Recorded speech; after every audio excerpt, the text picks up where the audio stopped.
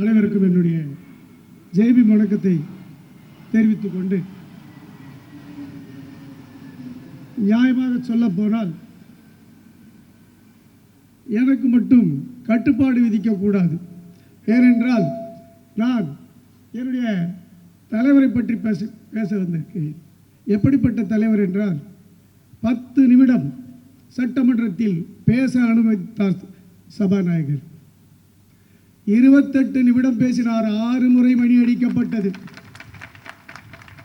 என் தலைவரே வரம்பு மீறி பேசி இருக்கும் போது எனக்கு அந்த வாய்ப்பு தர மாட்டார்களா? அந்த ஏக்கத்தில் நான் இந்த வாய்ப்பை பயன்படுத்தி கொண்டு முதலாவதாக என் பாசமிகு தலைவருக்கு உங்கள் அத்தனை பேர் சார்பாகவும், என் சார்பாகவும், மாநில நிர்வாகிகள் சார்பாகவும் பிறந்தநாள் வாழ்த்துக்களை தெரிவித்துக் கொள்கிறேன். நீண்ட காலம், நீண்ட ஆயுளோடு, நல்ல உடல்நலத்தோடு வாழ வேண்டும், வாழ வேண்டும், வாழ்க பல்லாண்டு என வாழ்த்துகிறேன். ஏனென்றால் வாழ்த்துவதற்கு எனக்கு வயது இருக்கிறது. அதனால்தான் சோழர்களே,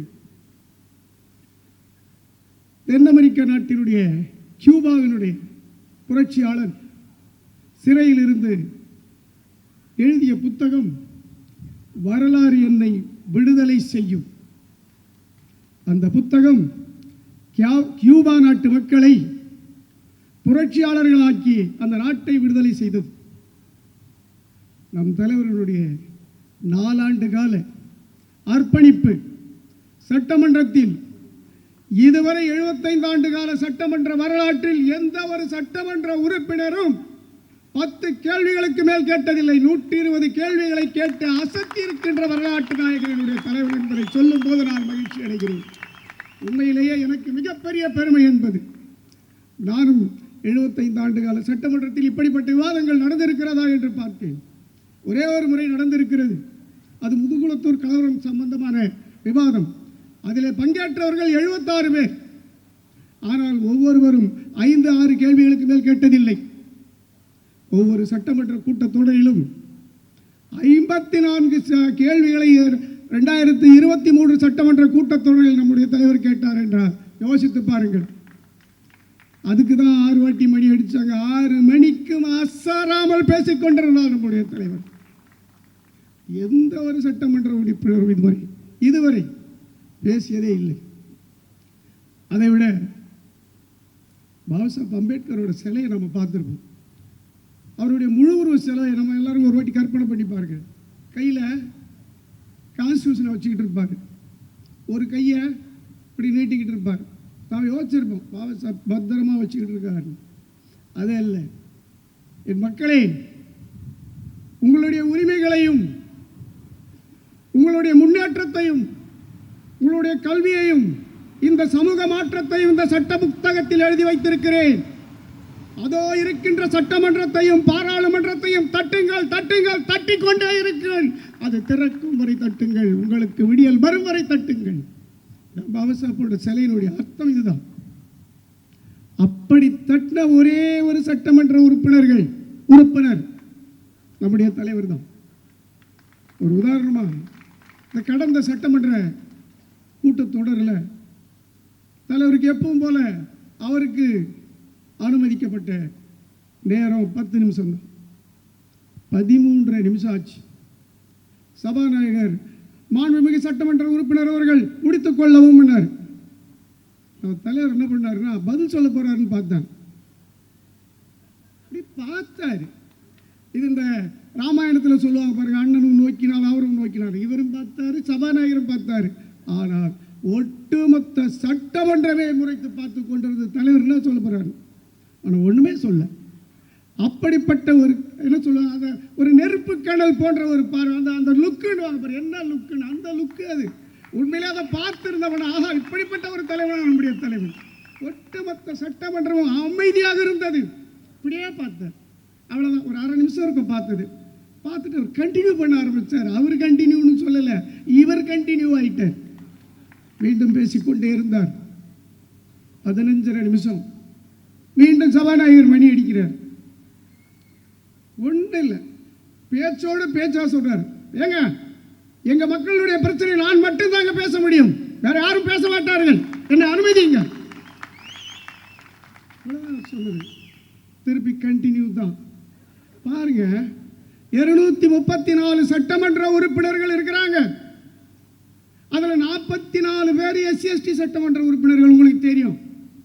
எவனுக்காவது ரோஷம் வர வேணாம். ஏயா நீ ஒத்தன் தானே பேசுவேன், நான் பேச மாட்டேன் சொல்ல வேணாம். ஆளுங்கட்சியிலையும் வாயை திறக்கல, எதிர்கட்சியிலையும் வாயை திறக்கல. சிங்கமாட்டம் சொன்னார், நான் மட்டும்தான் இந்த மக்களுடைய பிரச்சனையை பேசுவேன். பாருங்க, பாபாசாஹேப் அம்பேத்கர் சொன்ன சமுதாய தேரை சட்டமன்றத்தில் இழுத்த ஒரே தலைவர் நம்முடைய தலைவர், முன்னோக்கி இழுத்த தலைவர். அப்புறம் மீண்டும் கண்டினியூ தான். 17 நிமிஷம் ஆச்சு, சபாநாயகர் மீண்டும் பெல் அடித்தார். அப்போ தலைவர் பேசல. அதிமுக உறுப்பினர்கள் மொத்த பேருமா சேர்ந்து கத்துனாங்க, ஏங்க அவரை பேச விடுங்க, சும்மா தொந்தரவு பண்ணிக்கிட்டே இருக்கிறீங்க. அதுக்கப்புறமும் பேசினார். 5 மணி அடித்தார்கள். 21 நிமிடம் 34 கோரிக்கைகள். 21 நிமிடத்தில் 34 கோரிக்கைகளை கேள்வியாக எழுப்பிய ஒரே தலைவர் நம்முடைய தலைவர். யோசிச்சு பார்க்கணும். அந்த தலைவருடைய பேச்சு தான் 3 ஆண்டு காலம், 23, 24, 25 அது இந்த புத்தகமாக வந்திருக்கு. நம்முடைய கட்சியை பொறுத்தளவிற்கு இது நமக்கு பைபிள் மாதிரி, இது நமக்கு குரான் மாதிரி, இது நமக்கு பகவத்கீதை மாதிரி. எப்படி மதவாதிகளுக்கு அவர்களுடைய வழிகாட்டுதல், அந்தந்த தலைவர்களுடைய வழிகாட்டுதல் அவர்களுக்கு வேதமாக இருக்கிறதோ, நம்முடைய தலைவருடைய வழிகாட்டுதல், அவருடைய கடுமையான உழைப்பு, 4 ஆண்டு கால உழைப்பு இந்த புத்தகமாக வந்திருக்கிறது. இந்த புத்தகம் இங்கே விற்கிது, எல்லாரும் 50 ரூபா கொடுத்து தயவு செய்து வாங்கிக்கங்க. இல்லையா? வசதியே இல்லாட்டி கூட பைபிளை வாங்க யார் தவற மாட்டான்? கிறிஸ்துவ தவற மாட்டான். நாம் இந்த நாட்டின் தலையெழுத்தை மாற்ற வேண்டும் என்று வந்திருக்கிறோம். இந்த மக்களுக்கு விடியலை கொண்டு வர வேண்டும், இந்த நாட்டின் விடியலை சாதிக்க வேண்டும் என்று வந்திருக்கிறோம். நமக்கு இது வேண்டுமா வேண்டாமா என்பதை முடிவு செய்து கொள்ளுங்கள். அண்ணன் காமராஜன் 10 புத்தகம் வாங்கியிருக்கார். அண்ணன் தளபதி செல்வம் அவர்கள் 30 புத்தகம் வாங்கியிருக்காரு. மாநில நிர்வாகிகளும் மாவட்ட நிர்வாகிகளும் தங்களுக்கு தேவையான புத்தகங்களை குறைஞ்சபட்சம் மாவட்ட நிர்வாகிகள் 5 புத்தகங்கள் குறைந்தபட்சம் வாங்கணும். அவங்க பதிவு பண்ணிங்கன்னா புத்தகங்கள் இங்கேயே உங்களுக்கு கிடைக்கும். சரி, கேள்விப்பட்டு இல்லை, நான் சப்ஜெக்ட் என்ன வரலண்ணா, கேள்வியை பற்றி மட்டும் சொல்ல. என்ன கேட்டார் என்ற ஒரு ஆதங்கம் எல்லாருக்கும் இருக்கும் இல்லை? என்ன கேட்டார் அப்படின்னு ஒரே 1-2 விஷயங்களை மட்டும் இந்த இடத்துல உங்களோட நான் பகிர்ந்துக்கிறேன். உங்களுக்கு தெரியும், கல்வி ஒன்றே சமூக மாற்றம் தானே. கல்வியை பற்றி மட்டும் 20க்கு மேற்பட்ட கேள்விகளை நம்முடைய தலைவர் சட்டமன்றத்தில் எழுப்பியிருக்கிறார். நீங்களே வச்சுக்கோங்க, இங்கேயே காசு கொடுக்குறீங்க எனக்கு நிறுத்தத்துக்கா. அண்ணன் மகான 10, அண்ணன் முத்துராமண்ணன் 10 புத்தகம் வாங்கியிருக்காங்க. இந்த வகையில் தமிழக அரசு ஆதி திராவிட நல பள்ளிகளை மூடுவதற்காக ஒரு அரசாணையை கொண்டு வந்தது. தமிழ்நாட்டில் செயல்படுகின்ற 600க்கு மேற்பட்ட ஆதி திராவிட பள்ளிகளுடைய நிலை என்னன்னா, அந்த பள்ளிகள் மட்டுமே ஆதி திராவிட நலத்துறையின் கீழ் இயங்குகின்றன. கல்வித்துறையோட அது இணைக்கப்படவில்லை. 5ஆம் வகுப்பு வரை ஆதி திராவிட நலத்துறை தான் ஆசிரியர் நியமனம், கல்வி கற்பிப்பது, பள்ளிக்கூடங்கள் கட்டுவது, இன்ஃப்ராஸ்ட்ரக்சரை முடிவு பண்ணுறது எல்லாமே ஆதி திராவிட நலத்துறை பார்க்குது. கிட்டத்தட்ட வெள்ளக்காரங்காலத்திலிருந்து இந்த பள்ளி நடந்து கொண்டிருக்கிறது. ஹரிஜன் நல பள்ளியாக தொடங்கி இன்று வரை நடந்திருக்கின்ற பள்ளியை மூடுவது என தமிழக அரசு திட்டமிட்டது. உங்களுக்கு தெரியும், நீதியரசர் சந்திர தலைமையில் கூட ஒரு கமிட்டியை போட்டு அந்த கமிட்டி கூட பரிந்துரை பண்ணது.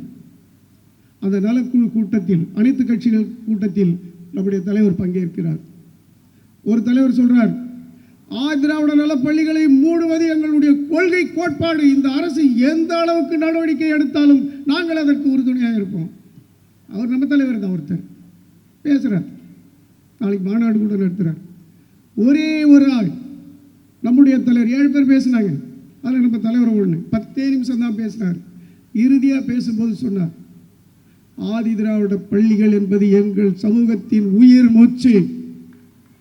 ஆதி திராவிட பள்ளிகள் மூடப்பட்டால் தமிழகம் பற்றி எரியும். இதுதான் கடைசி வார்த்தை. மீதி விஷயங்களெல்லாம் அவர் சொன்னதை நான் சொல்ல முடியாது, வேணாம், ஏன்னா அதுக்கு நிறைய நேரம் எடுக்கும். இன்று வரை ஆதி திராவிட நல பள்ளிகளை அரசால் மூட முடியாமல் இருப்பதற்கு காரணம் நம்முடைய தலைவர் மட்டும்தான். அந்த கூட்டம் முடிஞ்சதுக்கப்புறம் சீஃப் செக்ரட்டரியை போய் பார்த்தோம்.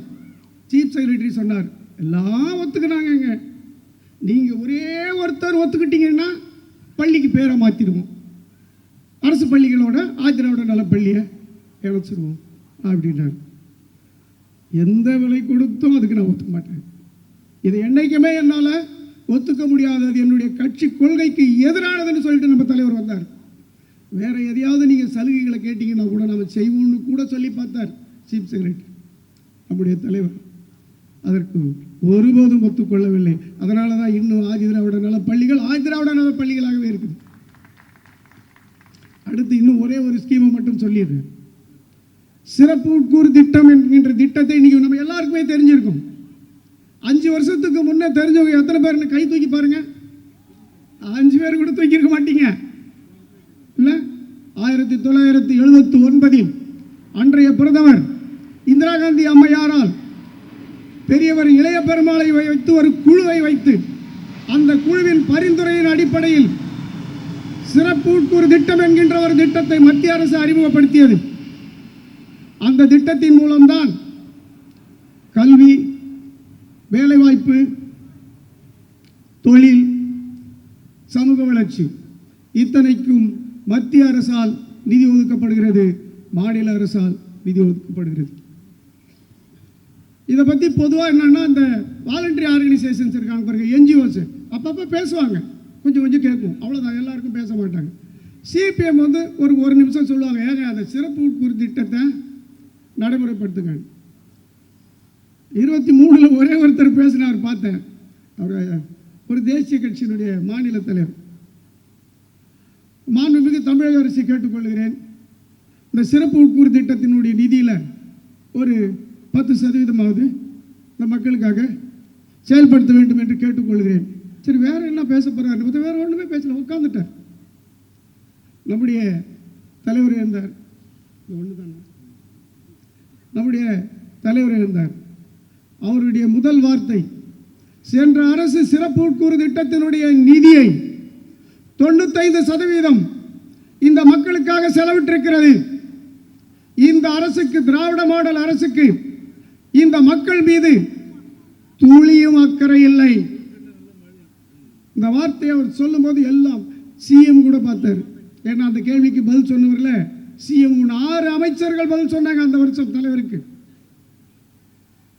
ஒன்று, இந்த நிதி பொது திட்டங்களிலூടെ நிறைவேற்றப்படுகிறது.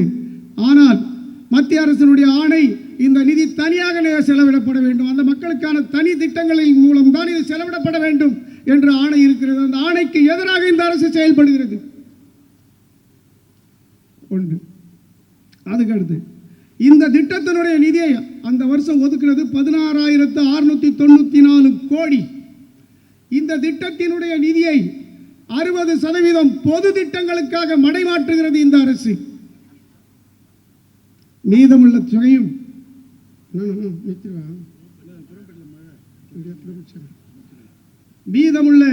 தொகையும் உருப்படாத திட்டங்களுக்காக இந்த அரசு செயல்படுத்துகிறது. மொத்தத்தில் இந்த திட்டத்தால் இந்த மக்களுக்கு கிடைக்கின்ற பலன் 1% கூட இல்லை. இப்பொழுது சொல்லுகிறேன், இந்த திராவிட மாடல் அரசு என்னுடைய சமூகத்திற்கு எதிரான அரசு என்று சட்டமன்றத்தில் சொன்னார். அதற்கு பிறகு சீஃப் செக்ரட்டரி எல்லாரையும் பார்க்கும்போது, சரிங்க, எங்க திட்டங்கள் தான் சரியில்லை, நீங்க திட்டங்களை சொல்லுங்களேன். அதன் அடிப்படையில் தான் சிறப்பு உட்கூறு திட்டத்தை நிறைவேற்றுவதற்கு தனி சட்டம் சட்டமன்றத்தில் நிறைவேற்ற வேண்டும். தெரியும், 2024 சென்ற வருடம் தனி சட்டம் நிறைவேற்றி இருக்கிறது அரசு. அது தலைவர்களுடைய முயற்சி. அதற்கு ஒரு மாதிரி திட்ட அறிக்கையை தலைவர் அரசுக்கு கொடுத்தார். டாக்டர் அம்பேத்கர் தொழில் முனைவோர் திட்டம் ஆரம்பத்தில் 100 கோடி ஒதுக்கப்பட்டது. சென்ற ஆண்டு 129 கோடி, இந்த ஆண்டு 175 கோடி. இந்த திட்டத்தை அரசுக்கு ஆலோசனையாக வழங்கியவர் நம்முடைய தலைவர். நான் பேச வேண்டிய பெரும்பாலான விஷயங்கள் புத்தகத்தில் இருக்கிறதுனால அண்ணன் என்ன இதுக்கு மேல அனுமதிக்க மாட்டாரு. அதனால் தலைவர்களுடைய இந்த உழைப்பிற்கு பலன் வேண்டும் என்றால் நாம் மக்களிடத்தில் செல்ல வேண்டும். தலைவருடைய அத்தனை கோட்பாடுகளையும் அத்தனை செயல்முறைகளையும் மக்களிடத்தில் சொல்ல வேண்டும். நாம் நிர்வாகிகளாக இருக்கிறோம், நமக்கு வாக்கு வங்கி குறைவாக இருக்கிறது, இதை நாம் உணர்ந்திருக்க வேண்டும். நாம் நம்முடைய வாக்கு வங்கியை அதிகரிக்க வேண்டும் என்றால் இதுதான் உங்கள் கையில் இருக்கின்ற பைபிளாக நினைத்து மக்களிடத்தில் செல்லுங்கள், மக்களிடத்தில் பிரச்சாரம் செய்யுங்கள். நாம் ஆற்றல் மிகு சக்தியாக இந்த தமிழகத்தில் வளர்வோம் என்று கூறிக்கொண்டு மீண்டும் நம்முடைய தலைவரை உங்கள் அத்தனை பேர் சார்பாகவும் என்னுடைய சார்பாகவும் பிறந்தநாள் வாழ்த்துக்களை தெரிவித்துக் கொண்டு வாய்ப்புக்கு நன்றி கூறி அமைகிறேன். நன்றி. ஜெய் பீம்.